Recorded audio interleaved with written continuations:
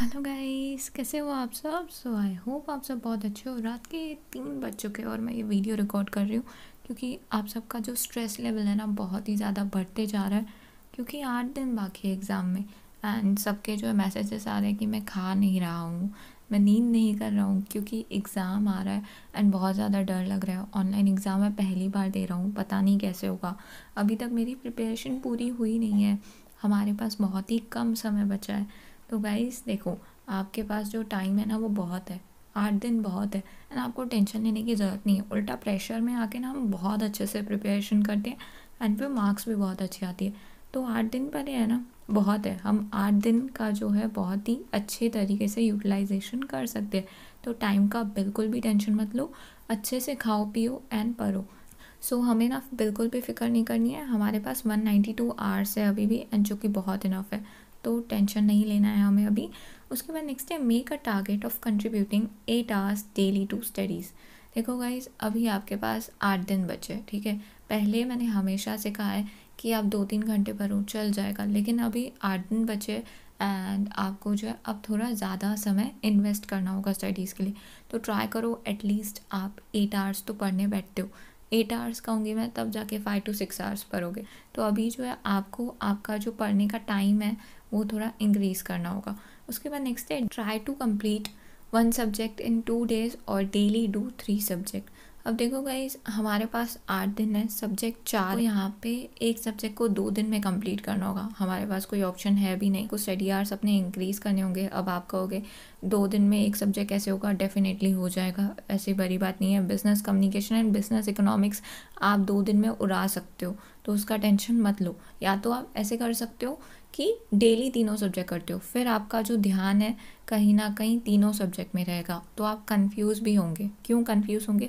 क्योंकि 2 घंटे में एक टॉपिक कंप्लीट कर लिया, फिर दूसरे 2 घंटे में दूसरे सब्जेक्ट का टॉपिक उठा लिया, फिर उसके बाद जो है 2 घंटे में आपने तीसरे सब्जेक्ट का टॉपिक उठा के कंप्लीट किया, ठीक है। देन रिविजन करने बैठ रहे हो, तो कहीं ना कहीं आपको कन्फ्यूजन होगा। इसके लिए बेहतर है क्या करो, पहले बिजनेस कम्युनिकेशन को कंप्लीट कर लो, उसके बाद बिजनेस इकोनॉमिक्स को कंप्लीट करो। या आप ऐसे कर सकते हो कि लीगल एप्टीट्यूड टफ है, ठीक है, तो पहले लीगल एप्टीट्यूड को आप business communication and business economics के साथ कंटिन्यू ही रखो। मैं कहूँगी लीगल एप्टीट्यूड को डेली करते रहो क्योंकि वो कहीं ना कहीं टफ जाता है बच्चों को, तो आप ऐसे कर सकते हो। उसके बाद नेक्स्ट है स्टार्ट विथ ईजी वन। अब आपको अपनी प्रिपरेशन स्टार्ट करनी है तो ईजी सब्जेक्ट से करो। अभी तक बच्चों को यही नहीं समझ में आ रहा है कि कौन सा सब्जेक्ट उठाए एंड पढ़े, तो बिजनेस कम्युनिकेशन से स्टार्ट करो एंड इसको जल्दी निपटा लो। बहुत ही ईजी सब्जेक्ट है, 2 दिन में कंप्लीट होने वाला सब्जेक्ट है। अब आप कहोगे चैप्टर 4, 5, 6, 7 आपने देखा है कितना लेंथी है। डेफिनेटली गाइस मुझे पता है लेंथी है, लेकिन वो जो टॉपिक्स है ना आपके कहीं ना कहीं पढ़े हुए हैं एंड उन टॉपिक्स के बारे में आपको पता है। अब आपको इंटरनेट के बारे में नहीं पता है, आपको ईमेल के बारे में नहीं पता है, डेफिनेटली पता है, तो यही तो चैप्टर 7 में है। उसके बाद कम्युनिकेशन कैसे होती है आपको नहीं पता है, यही चैप्टर 4 में है। सिर्फ वहाँ पे आपको जो है कम्युनिकेशन के बारे में और इन डेप्थ नॉलेज दी गई है। उसके बाद लिसनिंग क्या होती है आपको पता नहीं है। लिसनिंग का मतलब होता है समझना, हियरिंग का मतलब होता है सुनना, यही तो चैप्टर 6 में दिया हुआ है। तो चीज़ें बहुत ज़्यादा ईजी है, ठीक है, टॉपिक्स बहुत ज़्यादा ईजी है बिजनेस कम्युनिकेशन में। 2 दिन में क्या 1 दिन में आप कंप्लीट कर सकते हो। रही बात चैप्टर 1, 2 एंड 3 की, वो जस्ट रीड करने हैं, आप एक रीडिंग में उससे कंप्लीट कर लोगे। क्या आपको बेसिक नॉलेज नहीं है ग्रामर की? मैं मानूंगी ही नहीं कोई बच्चा कहे कि हमें बेसिक ग्रामर नहीं आता है। क्या आपको बफेलो की स्पेलिंग नहीं आती है? डेफिनेटली आती है। आपको क्या काव की स्पेलिंग नहीं आती है? आती है, तो एग्ज़ाम में ऐसे ही तो क्वेश्चंस पूछते हैं, बेसिक ग्रामर क्वेश्चंस। तो चैप्टर 1, 2 एंड 3 बहुत ईजी है, एक रीडिंग में कंप्लीट हो जाए। वैसे भी वो आपकी बेसिक ग्रामर स्किल्स ही चेक करने वाले हैं, बहुत ही ईजी क्वेश्चंस पूछते हैं, तो उसका टेंशन मत लो आप। उसके बाद नेक्स्ट है keep in mind business communication can make you score it. अब आप कहोगे बिजनेस कम्युनिकेशन मैम 50 मार्क का है, 50 मार्क्स का है, आप कह रहे हो 80। यहाँ पे बहुत से बच्चे कहेंगे कि आपको लगता है 2020 का जो लॉकडाउन का इफेक्ट है ना अभी तक 2021 में भी कंटिन्यू चल रहा है। आप जो है सपने से बाहर आ जाओ, आप जो है 2020 से बाहर आ जाओ। नहीं गाइस, ऐसा बिल्कुल नहीं है, कुछ हैंगओवर नहीं है 2020 का। अब यहाँ पे जो है आपका प्रेजेंटेशन एंड कम्युनिकेशन स्किल्स है वो 30 मार्क्स का है, ठीक है। वो जो क्वेश्चंस होंगे वो किसके ऊपर बेस्ड है, वो ग्रामर के ऊपर बेस्ड है, वो वोकैबलरी के ऊपर बेस्ड है। एंड ये जो प्रेजेंटेशन एंड कम्युनिकेशन स्किल्स है आपका बिजनेस कम्युनिकेशन के स्टार्टिंग के चैप्टर्स में, दैट इज़ चैप्टर 1, 2 एंड 3 में कवर हो जाएगा। तो इसीलिए बिजनेस कम्युनिकेशन आपका 50 मार्क्स का नहीं है। बिजनेस कम्युनिकेशन में कहूँगी यहाँ पे आपका 80 मार्क्स है। आपकी 80 मार्क्स कहीं नहीं गई है, आपके हाथ में है। तो इसीलिए बिजनेस कम्युनिकेशन को आप अगर कितने भी अच्छे हो ना इंग्लिश में, एक बार रीडिंग कर लो, हो जाएगा। एंड बिल्कुल टफ नहीं है। इसीलिए मैंने कहा बिजनेस कम्युनिकेशन कोई भी बच्चा एक दिन में ख़त्म कर सकता है, इवन इफ़ वो इंग्लिश में कितना भी वीक ही क्यों ना हो। बिजनेस कम्युनिकेशन को अपना भगवान मान के चलो, ये आपको 80 मार्क्स दिलाएगा। 80 में से 60 मार्क्स आपकी कहीं नहीं गई अगर एग्ज़ाम में कुछ आप जो है रॉन्ग भी टिक करके आते हो तो। हालांकि बिजनेस कम्युनिकेशन में सभी की अच्छी मार्क्स आती है, तो बिजनेस कम्युनिकेशन को इग्नोर नहीं करना है। उसके बाद नेक्स्ट है कंप्लीट बिजनेस कम्युनिकेशन फर्स्ट। अगर आपने कोई भी सब्जेक्ट जो है अभी तक स्टार्ट नहीं किया है तो पहले बिजनेस कम्युनिकेशन को कवर कर लो, 80 मार्क्स आपकी सिक्योर हो जाएंगी। उसके बाद जो आपको दूसरे सब्जेक्ट्स पे काम करना है, पहले बिजनेस कम्युनिकेशन को कवर कर लो, 80 मार्क्स अपनी सिक्योर कर लो। उसके बाद नेक्स्ट है डोंट डू मेयर रीडिंग। हमारे पास 8 दिन है, तो 8 दिन में आपको चारों ही सब्जेक्ट कंप्लीट करने हैं। 4 नहीं तो 3, करंट अफेयर्स को हम काउंट नहीं करते। तो यहाँ पे जो है ना आप क्या करोगे, ऊपर ऊपर से रीड करोगे। तो ऊपर ऊपर से रीड नहीं करना है आपको, जो है चाहे 2-3 घंटा ज़्यादा लगे टॉपिक समझने में, लेकिन ऊपर ऊपर से रीड नहीं करना। हमें जो है कंसेप्ट को समझना है। एग्ज़ाम में जो है क्वेश्चंस स्टडी मटेरियल के लैंग्वेज की तरह सेम नहीं आने वाली है। एग्ज़ाम में वो आपके कंसेप्ट चेक करेंगे, इसके लिए ऊपर ऊपर से रीडिंग बिल्कुल नहीं करना। 192 आवर्स है, 192 आवर्स का हम बहुत अच्छे से यूटिलाइजेशन कर सकते हैं, ऊपर ऊपर से रीडिंग नहीं करनी है। उसके बाद नेक्स्ट है डोंट ट्राई समथिंग न्यू। अब देखो गाइस 8 दिन बचे हैं ना। अब बहुत से बच्चे क्या करते हैं, यहाँ से नोट्स उठा लेता हूँ, वहाँ से नोट्स उठा लेता हूँ, MCQ लर्न कर लेता हूँ। मेन प्रॉब्लम आती है MCQ लर्न करने में। मेरे दोस्त ने कहा था, लास्ट अटेम्प्ट उसकी हुई थी, उसने ई बुलेटिन के MCQs कर लिए थे। उसने ना सिर्फ MCQ नोट्स ही पढ़े थे, स्टडी मटेरियल के पीछे जो MCQs होते हैं हर एक चैप्टर के वो कर लिए, ई बुलेटिन के MCQs कर लिए, मॉक टेस्ट के MCQs कर लिए। उसकी बहुत ही अच्छी मार्क्स आ गई, वो पास हो गया। देखो गाइस मैं यहाँ पे कहूँगी हर एक इंसान की थिंकिंग सेम होती है क्या? नहीं। तो इसीलिए आपको जो है दूसरे को फॉलो नहीं करना है, आपको खुद की स्ट्रैटेजीज बनानी है। कभी भी दूसरे के ऊपर ब्लाइंडली ट्रस्ट मत करो। स्पेशली एग्ज़ाम की बात आती है ना, तभी तो बिल्कुल नहीं ट्रस्ट करना, क्योंकि हमारे इंस्टीट्यूट के जो पेपर्स होते हैं ना बहुत ही अनप्रिडिक्टेबल होते हैं। लास्ट टाइम की बात करें तो नवंबर के बैच में ऐसा हुआ था कि जो बैच में बच्चे थे हर एक बच्चे को जो क्वेश्चंस थे वो शफल्ड थे। बच्चे एक दूसरे के साथ लड़ाई कर रहे थे कि तू ऐसे क्यों बोल रहा है, ये क्वेश्चन आया था मेरे पेपर में तो ये क्वेश्चन नहीं था। तो इसीलिए किसी के ऊपर भी ट्रस्ट मत करो। आपके पास 8 दिन है, कोई चीज़ न्यू ट्राई नहीं करनी है। जैसे ही आपकी स्ट्रैटेजी थी वैसे ही रखो। आप स्टडी मटेरियल से पढ़ रहे हो, स्टडी मटेरियल से ही पढ़ो। ये मॉक टेस्ट के MCQs लर्न कर लेता हूँ, ई बुलेटिन के MCQs लर्न कर लेता हूँ, ऐसी चीज़ें मत करो। लास्ट टाइम ई बुलेटिन के MCQs जो है बहुत ही कम आए थे, चाहे क्वेश्चंस कितने भी डिफरेंट हो हर एक बच्चे के। ई बुलेटिन के MCQs बहुत ही कम आए थे, हर एक बच्चे ने कहा था हार्डली 3 या 4 आए होंगे किसी सब्जेक्ट में। तो इसीलिए कोई भी चीज़ न्यू नहीं ट्राई करनी है, अपनी स्ट्रैटेजी को सेम ही रखो।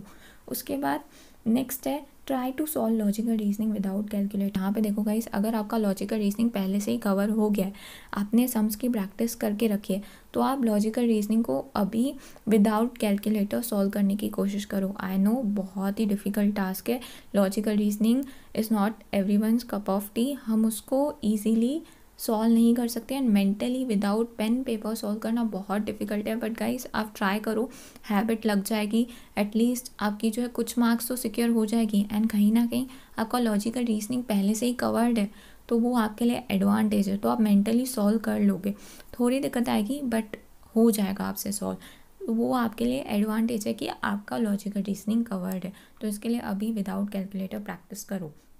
उसके बाद नेक्स्ट है don't focus on covering syllabus in spite focus on getting conceptual clarity. के पास 8 दिन है, बहुत इनफ है। तो आपको ऐसे नहीं सोचना है चैप्टर कंप्लीट कर लेता हूँ, चैप्टर कंप्लीट कर लेता हूँ, ये चैप्टर एटलीस्ट मेरे चैप्टर कवर तो है। तो नहीं, आपको चैप्टर्स ही कंप्लीट नहीं करने हैं, आपको क्या करना है हर एक चैप्टर में से कंसेप्चुअल क्लैरिटी गेन करनी है। बहुत से बच्चे क्या करते हैं, चैप्टर्स कंप्लीट करते जाते, बस चैप्टर ही कंप्लीट कर रहे हैं, समझा क्या, समझा कुछ नहीं, रीज़न क्या है, सिर्फ ऊपर ऊपर से रीड किया है कि हाँ बस सिलेबस कंप्लीट करना है। यहाँ पे सिलेबस कंप्लीट करना हमारा डेफिनेटली एक मोटिव है, बट वो मोटिव फुलफ़िल करने के चक्कर में अगर आपको कंसेप्ट समझ में ही नहीं आ रहा है तो ऐसे मोटिव का फ़ायदा क्या। तो हमें सिलेबस कंप्लीट करना है, बट सिलेबस कंप्लीट करने के साथ साथ हमें कंसेप्चुअल क्लैरिटी भी होनी चाहिए। तो आप पहले पढ़ो, समझो, फिर आगे बढ़ो। अगर आपको कुछ नहीं समझ रहा है वहाँ पे रुको, उसको समझने की करो, देन आगे बढ़ो। बस सिलेबस कंप्लीट करना है, नहीं समझ में आ रहा है बाद में देख लूँगा, फिर बाद में वो समय आता ही नहीं है, तो ऐसे नहीं करो। उसके बाद नेक्स्ट है how to study for current affairs. तो पहली बात देखो गाइस, करंट अफेयर्स के लिए अगर आपने प्रिपेयर करना स्टार्ट नहीं किया है, स्टडी मटेरियल को हाथ नहीं लगाया, तो अब आपके पास पेपर 4 की 30 मार्क्स आपके हाथ में। कैसे हाथ में? क्योंकि पेपर 4 में करंट अफेयर्स के साथ आपको प्रेजेंटेशन एंड कम्युनिकेशन स्किल्स है। इवन इफ अगर आपने करंट अफेयर्स को अभी तक हाथ नहीं लगाया तो टेंशन नहीं लो, आप पेपर 4 में पास हो। क्यों पास हो? क्योंकि प्रेजेंटेशन एंड कम्युनिकेशन स्किल्स है जो कि बहुत ईजी आता है। 10 मार्क के फिलअप्स पूछते हैं पैसेजेस में, कि पैसेजेस में से आर्टिकल्स ढूंढो, फिल इन द ब्लैंक्स दे देंगे एंड कहेंगे यहाँ पे वर्ड इनपुट करो, देन आपको सेंटेंस दे देते हैं जहाँ पे कहते हैं कि एरर कौन सा है सेंटेंस में, वो आप हमें बताइए। तो इतना ईजी है प्रेजेंटेशन एंड कम्युनिकेशन स्किल्स। तो अगर आपने करंट अफेयर्स को अभी तक हाथ नहीं लगाया, बिल्कुल टेंशन मत लो। आप चाहो तो स्टडी मटेरियल के कुछ टॉपिक्स करो, जो टॉपिक्स आपसे जितना होता है करंट अफेयर्स आप उतना करो स्टडी मटेरियल से, एंड नहीं होता है तो स्किप कर दो, ठीक है। प्रेजेंटेशन एंड कम्युनिकेशन स्किल्स है आपके पास तो आपको टेंशन लेने की ज़रूरत नहीं है। एंड जिनका पहले से ही करंट अफेयर्स जो मंथ वाइज फॉलो कर रहे हैं, जिनके month wise current affairs covered है जून से 9 दिसंबर तक, तो वो तो बिल्कुल स्टडी मटेरियल को स्किप कर दो, क्योंकि स्टडी मटेरियल से बहुत ही कम क्वेश्चंस आ रहे हैं। या अगर आप चाहते हो कि स्टडी मटेरियल स्किप कर रहा हूँ, प्रेजेंटेशन एंड कम्युनिकेशन स्किल्स है 30 मार्क्स है, लेकिन मुझे और अच्छी मार्क्स लानी है, तो फिर आप क्या करो, हर एक मंथ के 20 MCQs कर लो, या हर एक मंथ के 5 इंपॉर्टेंट टॉपिक्स कर लो। अब आप कहोगे मैम 5 इंपॉर्टेंट टॉपिक्स कर ले, बहुत हो गया। नहीं गाइस, बहुत नहीं है। हर मंथ में इतने ज़्यादा करंट अफेयर्स अपडेट होते हैं, लेकिन मैं तो आपको सिर्फ 5 टॉपिक्स एंड 20 MCQs कह रही हूँ। तो आप अगर स्टडी मटेरियल स्किप कर रहे हो, बट आपको एक है कि नहीं मुझे करंट अफेयर्स में बहुत अच्छी मार्क्स लानी है, तो आप क्या कर सकते हो, आप जून से 9 दिसंबर तक करंट अफेयर्स के एटलीस्ट 20 MCQs हर एक मंथ के कर लो, ठीक है। And presentation and communication skills की मार्क्स तो आपके हाथ में है ही, बिजनेस कम्युनिकेशन की तो एक बार आप रीडिंग करोगे ही करोगे, क्योंकि करंट अफेयर्स बहुत से बच्चों की वीकनेस बन गई है। इसीलिए मुझे पता है आप बिजनेस कम्युनिकेशन में अपने आप को स्ट्रॉन्ग करोगे, तो करंट अफेयर्स का टेंशन मत लो। उसके बाद नेक्स्ट है how to study logical reasoning. सबसे पहले गाइस, अगर आपका लॉजिकल रीजनिंग पहले से ही कवर्ड है या कुछ टॉपिक्स कवर्ड है तो बहुत अच्छी बात है, अभी विदाउट कैलकुलेटर सॉल्व करो सम्स। बट अगर आपका लॉजिकल रीजनिंग बिल्कुल भी कवर नहीं है ना, आप ऐसा भी नहीं चाहते हो कि मैं लॉजिकल रीजनिंग को पूरी तरह स्किप करूं, आप ऐसा नहीं चाहते, और आप नहीं चाहते हो कि लॉजिकल रीजनिंग को पूरी तरह स्किप करके चले जाए, तो आप ये कर सकते हो कि लॉजिकल रीजनिंग के स्मॉल टॉपिक्स करो। अब आप कहोगे कौन से स्मॉल टॉपिक्स, जैसे कि आपका वर्बल रीजनिंग का चैप्टर है, ये तो मैं कहूँगी बिल्कुल स्किप नहीं करो। देन उसके बाद वेन डायग्राम है, ठीक है, देन स्टेटमेंट एंड सीरीज है, देन स्लोगिज्म है, देन उसके बाद आपको जो है मिसिंग फिगर्स के ऊपर जो है सम्स, उसके बाद स्टेटमेंट्स एंड एजम्पशंस के ऊपर आपको सम आते हैं। उसके बाद है आपको कोडिंग एंड डिकोडिंग। तो कहीं ना कहीं कोडिंग एंड डिकोडिंग बहुत ही ईजी है, मुझे तो कोडिंग एंड डिकोडिंग बहुत ईजी लगता है, बट ऐसा ज़रूरी नहीं है हर किसी को ईजी लगे। तो ये ऐसे स्मॉल टॉपिक्स है जो आप कवर कर सकते हो। बट अगर आपसे लॉजिकल रीजनिंग अभी हो ही नहीं रही है तो आप छोड़ दो, ठीक है, हमें स्ट्रेस नहीं लेना है ज़्यादा। फिर आप लीगल एप्टीट्यूड के ऊपर 8 दिन काम करो। अगर आपसे लॉजिकल रीजनिंग नहीं हो रही है तो आप लीगल एप्टीट्यूड के ऊपर काम करके क्लियर कर सकते हो। मेरे घर पे खुद एग्जाम्पल बैठा है, उसने लॉजिकल रीजनिंग पूरी स्किप कर दी थी, ठीक है, एग्ज़ाम में लॉजिकल रीजनिंग के उसने जो है सम स्टिक किए थे, तुक्का मारा था, ठीक, लेकिन उसने लीगल एप्टीट्यूड के ऊपर काम किया था। अब यहाँ पे मैं मेरी बहन की बात कर रही हूँ, उसका जो है अगस्त में CA/CET क्लियर हो गया था, उसको लॉजिकल रीजनिंग नहीं आती थी एंड उसको स्ट्रेस लेना भी नहीं था, तो इसीलिए उसने सिर्फ लीगल एप्टीट्यूड के ऊपर काम किया था एंड उसकी 20 मार्क्स आ गई थी, क्लियर हो गई थी वो। बट फिर लीगल एप्टीट्यूड में आपको कंसेप्चुअल क्लैरिटी के ऊपर बहुत अच्छे से ध्यान देना होगा। उसके बाद नेक्स्ट है skip logical reasoning if you are not able to do it. देखो गाइस, अगर आपको लास्ट के 8 दिन ज़्यादा झंझटमारी नहीं करनी है, आपसे नहीं हो रहा है, आप ज़्यादा एफर्ट्स लॉजिकल रीजनिंग के ऊपर नहीं लगा सकते हो, आपको लग रहा है लॉजिकल रीजनिंग मुझसे हो भी नहीं रहा है, उसके ऊपर मैं एफर्ट्स अपना टाइम इन्वेस्ट कर रहा हूँ, इससे बेहतर मैं कोई और सब्जेक्ट कर लेता, तो आप ऐसे कर सकते हो, फिर स्किप कर लो, फिर लीगल एप्टीट्यूड के ऊपर बहुत अच्छे से काम करना। उसके बाद नेक्स्ट है how to study legal aptitude. अब देखो गाइस, लीगल एप्टीट्यूड में आपको सभी चैप्टर करने हैं, सभी चैप्टर इंपॉर्टेंट है, आपको कुछ भी स्किप नहीं करना है। स्पेशली आपका जो कॉन्स्टिट्यूशन का चैप्टर है ना, वहाँ पे तो मैं कहूँ कि कुछ भी स्किप नहीं करके जाना। आर्टिकल्स एंड अमेंडमेंट्स जो इंपॉर्टेंट आपको लगते हैं, लर्न कर लो, बहुत अच्छी बात है। क्यों? क्योंकि एग्ज़ाम में आर्टिकल्स पूछते हैं, ये आर्टिकल नंबर बता दो, ये आर्टिकल नंबर किसके ऊपर है। देन उसके बाद जो है अमेंडमेंट्स भी पूछते हैं। एंड उसके बाद इंडियन कॉन्ट्रैक्ट एक्ट है, तो इंडियन कॉन्ट्रैक्ट एक्ट से जो है डेफिनेशंस बहुत ज़्यादा पूछते हैं एग्ज़ाम में, ठीक है। देन लॉ ऑफ टॉर्ट्स में से भी डेफिनेशंस पूछ लेते हैं कि टॉर्ट फीजर की जो है आप हमें जो है डेफिनेशन बताइए, प्लेंटिफ की आप डेफिनेशन बताइए। देन उसके बाद जो आपका चैप्टर 3 एंड चैप्टर 4 है, उसमें से भी जो है डेफिनेशंस पूछ लेते हैं। तो इसीलिए आपको कोई भी चैप्टर स्किप नहीं करना है लीगल एप्टीट्यूड में। एंड लीगल एप्टीट्यूड में बहुत ही ज़्यादा सिचुएशनल बेस्ड क्वेश्चन आते हैं, तो इसीलिए लीगल एप्टीट्यूड में आपको इन डेप्थ अंडरस्टैंडिंग होना बहुत ज़रूरी है। तो लीगल एप्टीट्यूड में कोई भी चैप्टर स्किप करूँगा ये अपने माइंड से स्किप कर दो, कुछ स्किप नहीं करना है। उसके बाद नेक्स्ट है how to study business economics. Business economics की जहाँ पे बात आती है, बहुत से बच्चों को बिजनेस इकोनॉमिक्स से डर लगता है। हालांकि बिजनेस इकोनॉमिक्स जो है आपका बहुत ईजी है, आपको डेटा से नहीं डरना है। यहाँ पे कोई भी चैप्टर स्किप भी मत करना, क्योंकि बिजनेस इकोनॉमिक्स में वो हर एक चैप्टर में से क्वेश्चन पूछते हैं, स्पेशली चैप्टर 1 एंड 2 में से बहुत क्वेश्चन पूछते हैं। तो बिजनेस इकोनॉमिक्स के लिए बहुत से बच्चों को ये लगता है कि इसमें से ना स्टडी मटेरियल से कुछ भी नहीं आता है। हालांकि सभी क्वेश्चन स्टडी मटेरियल से आते हैं एंड बच्चों को प्रॉब्लम ना हो इसीलिए डेटा के ऊपर क्वेश्चंस नहीं पूछे जाते हैं।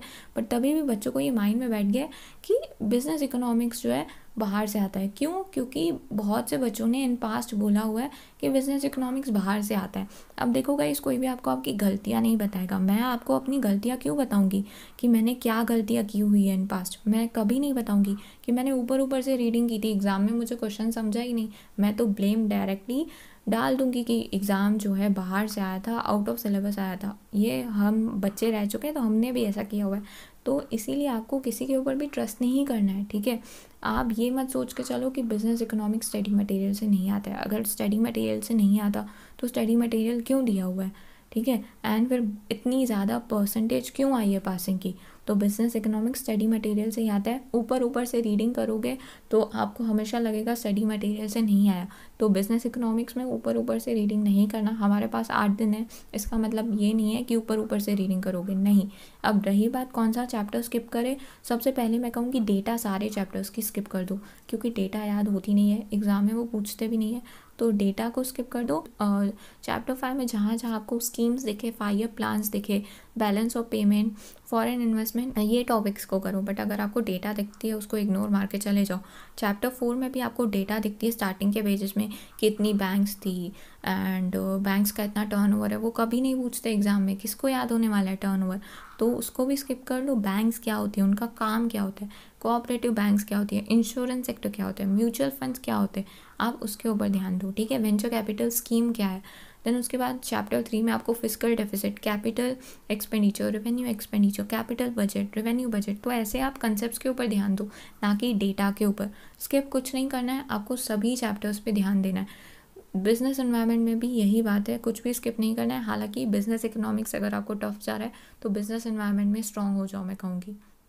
उसके बाद नेक्स्ट है take short breaks in between. अब आप जो है 8-8 9-9 घंटा पढ़ने बैठे हो, एक तो सब फ़ोन से पढ़ रहे हैं, PDF सबके ओपन रहते हैं, तो गाइज़ आप ना ब्रेक लिया करो, 15 मिनट ब्रेक लो, फिर से पढ़ने बैठो, फिर से ब्रेक लो। आप जो है शॉर्ट ब्रेक्स लो एंड बीच में आधा घंटा निकाल के सो भी लिया करो, इससे आपका माइंड रिफ्रेश हो जाएगा। अगर आप ब्रेक नहीं लोगे ना तो आपको बैक पेन का प्रॉब्लम होगा, इसलिए बैक पेन का प्रॉब्लम ना हो। एंड अभी ठंडी का समय भी है तो बहुत ही आलस आता है हमें पढ़ने में, तो इसीलिए बीच बीच में ब्रेक ले लिया करो। उसके बाद नेक्स्ट है use social media for studies. अब एग्ज़ाम आने के पहले ना हर किसी का ये नाटक होता है, मैं तो भाई व्हाट्सएप का अकाउंट डीएक्टिवेट कर देता हूँ, ऐसे मैंने भी किया है।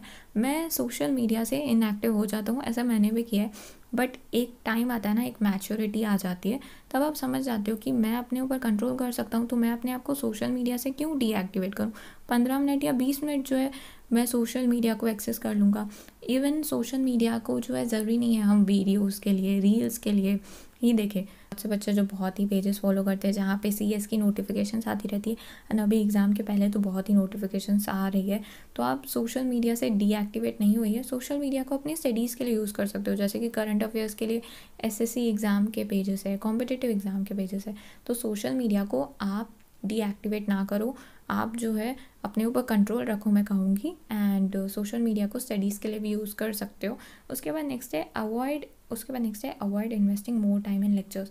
अब बहुत से बच्चे हैं जो मुझे स्केड्यूल भेजते हैं, 35 आवर्स का जो है लीगल एप्टीट्यूड का लेक्चर है कि मुझे ये लेक्चर देखना है, उसके बाद खुद ही मुझे मैसेज करते हैं अगर मैं 35 आवर्स यहाँ पे इन्वेस्ट कर रहा हूँ तो मैं रीडिंग कब करूँगा। यहाँ पे यही बात आती है कि आप सोचो, अभी आपके पास 8 दिन है, 192 आवर्स में से 35 आवर्स आप मैराथन एंड लेक्चर्स में दे देते हो, 40 आवर्स आप मैराथन में दे देते हो, या 36 आवर्स, या आप जो है लेक्चर्स में टाइम इन्वेस्ट कर रहे हो। हालांकि अभी आपका पोर्शन भी नहीं हुआ है, तो रीडिंग कब करोगे, रीडिंग तो करनी ही है ना। तो इसीलिए आप सोचो आपको कितना टाइम इन्वेस्ट करना है। हालांकि 8 दिन लेक्चर्स देखना है, मैराथन देखना बंद कर दो, क्योंकि मैराथन बूस्टर्स ये सब उनके लिए जिनका रिविजन चल रहा है, जो ऑलरेडी पढ़ चुके हैं तो उनके लिए ये बूस्टर है। जिनका अभी तक कुछ भी सिलेबस नहीं हुआ उनके लिए काय का बूस्टर, उनके लिए कोई बूस्टर नहीं है। उन्हें तो उल्टा वो प्रेशर देने वाला है कि हमें सिलेबस कंप्लीट करना है अभी। तो इसीलिए अगर आपको लगता है कि नहीं मुझे मैराथन देखनी है, ठीक है, मुझे जो है तो कुछ लेक्चर्स मैं देखूंगा तो मेरे माइंड में कुछ जाएगा, फिर अपना टाइम आप एडजस्ट करके देखो, बैलेंस करना होगा। ऐसे नहीं कि रीडिंग स्किप कर लेता हूँ लेक्चर्स देखता हूँ, नहीं, ऐसा नहीं होने वाला है, आपको रीडिंग करनी चाहिए। उसके बाद नेक्स्ट है सॉल्व मॉक टेस्ट। अब देखो गाइस, अभी लास्ट के 8 दिन है तो आप मॉक टेस्ट सॉल्व कर रहे हो, आप MCQ सॉल्व कर रहे हो, बहुत अच्छी बात है। बट अगर आपका एक भी MCQ रॉन्ग जाता है एंड आप टेंशन में आ जाते हो तो बिल्कुल मत करना सॉल्व, फिर कोई ज़रूरत नहीं है हमें सॉल्व करने की, क्योंकि जो चीज़ हमें अभी डिमोटिवेट करती है उससे हमें जो है कनेक्शन अपना तोड़ देना है। तो अभी जो है अगर आपको मॉक टेस्ट से मोटिवेशन मिलती है, अगर आपका एक भी MCQ रॉन्ग भी जाता है तो आपको फ़र्क नहीं पड़ता, फिर मॉक टेस्ट दो, अदरवाइज़ मॉक टेस्ट नहीं देना एंड डेली रिवीजन करते रहो। अभी आपके पास 8 दिन है, अभी आपने प्रिपरेशन करना स्टार्ट किया है ना, एग्ज़ाम के एक दिन पहले अगर आप सारे सब्जेक्ट रिवाइज़ करने बैठोगे तो कहीं ना कहीं हेक्टिक हो जाएगा। इसके लिए डेली रिवीजन करते रहो, ताकि एग्ज़ाम के एक दिन पहले अगर आप कुछ टॉपिक्स रिवाइज़ नहीं करते हो, उनको नहीं देखते हो, आपने पहले रिवीजन करके रखी है तो आपको टेंशन नहीं होगा। एंड गाइज अभी जो है ना अपने दोस्तों से पूछना बंद कर दो कि तेरा कितना हुआ, तेरा कितना हुआ, अच्छा तूने ये मॉक टेस्ट दी, अच्छा तूने ये मैराथन देखा, अच्छा तेरा इतना सिलेबस हुआ है। प्लीज़ मत पूछो उनसे, क्योंकि अगर उनका सिलेबस कंप्लीट हो गया होगा ना, अगर उनकी मॉक टेस्ट में अच्छी मार्क्स आई होगी ना, अगर उनका मैराथन कंप्लीट हो गया होगा, अगर उनका रिविजन चल रहा होगा, तो ये सारी चीज़ें ना आपके जान पे आएगी। क्योंकि at the end of the day दोस्त हमारा कितना ही अच्छा क्यों ना हो, अगर उसका सिलेबस कंप्लीट हो जाता है एंड हमारा स्टार्टिंग स्टेज पे होता है तो फ़र्क पड़ता है, बहुत फ़र्क पड़ता है। तो इसीलिए आपको नहीं पूछना है उनसे, ठीक है, उनका सिलेबस हो जाने दो, हमारा भी हो जाएगा, आपको बिल्कुल टेंशन नहीं लेना है। एग्ज़ाम के जो है प्रेशर में आके नींद नहीं करोगे, खाना नहीं खाओगे, ऐसे नहीं करना, सर में दर्द आता है एंड चक्कर भी आते हैं, तो ऐसा बिल्कुल नहीं करना है। नींद भी करनी है हमें एंड खाना भी अच्छे से खाना है, एनर्जी रहेगी तभी तो अच्छे से पढ़ पाओगे। सो आई होप अब आपके सारे डाउट्स क्लियर हो गए होंगे एंड बिल्कुल टेंशन मत लो, क्लियर कर सकते हो आप, हमारे पास टाइम बहुत है। याद है मैंने कहा था वीडियो के कुछ ही देर पहले कि हमारे पास 192 आवर्स है, एंड एग्ज़ाम के कुछ दिन पहले जब हमारा पोर्शन नहीं होता है हम प्रेशर में आके बहुत ही अच्छे काम करके जाते हैं। तो आप जो है प्रेशर में बहुत ही अच्छी पढ़ाई करोगे, बिल्कुल टेंशन मत लो। चलो बाय, टेक केयर।